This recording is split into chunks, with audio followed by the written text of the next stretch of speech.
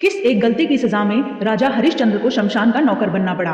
राजा हरिश्चंद्र सत्य और धर्म के सबसे बड़े उपासक थे। उनके लिए सच बोलना केवल आदत नहीं बल्कि जीवन का आधार था। देवताओं तक में उनकी सच्चाई के चर्चे थे और यही बात महर्षि विश्वामित्र की परीक्षा का कारण बनी। विश्वामित्र ने निश्चय किया कि वे हरिश्चंद्र के सत्य की सीमा को परखेंगे।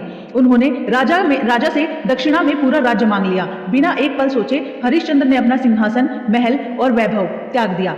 लेकिन परीक्षा यही नहीं रुकी। दक्षिणा पूरी न होने पर उन्हें अपनी रानी शैव्या और पुत्र रोहिताश को भी बेचने के लिए मजबूर होना पड़ा।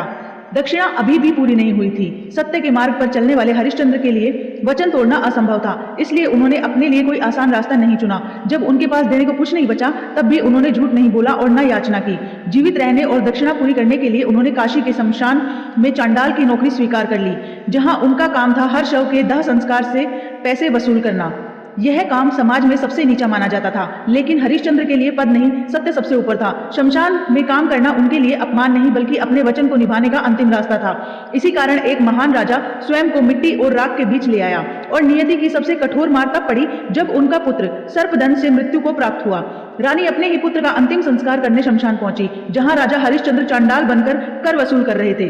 अपने ही बेटे की चिता के लिए भी उन्होंने नियम नहीं तोड़ा और रानी से कर मांगा। उस क्षण हरिश्चंद्र का हृदय टूट चुका था, लेकिन उनके मुख से झूठ का एक शब्द भी नहीं निकला। अंततः देवताओं ने प्रकट होकर उनकी परीक्षा समाप्त की। उनके सत्य और त्याग से प्रसन्न होकर न केवल उनका पुत्र जीवित हुआ बल्कि राजा हरिश्चंद्र को अमरता और स्वर्ग की प्राप्ति हुई। यही कारण है कि आज भी राजा हरिश्चंद्र को सत्य की जीवित मिसाल माना जाता है।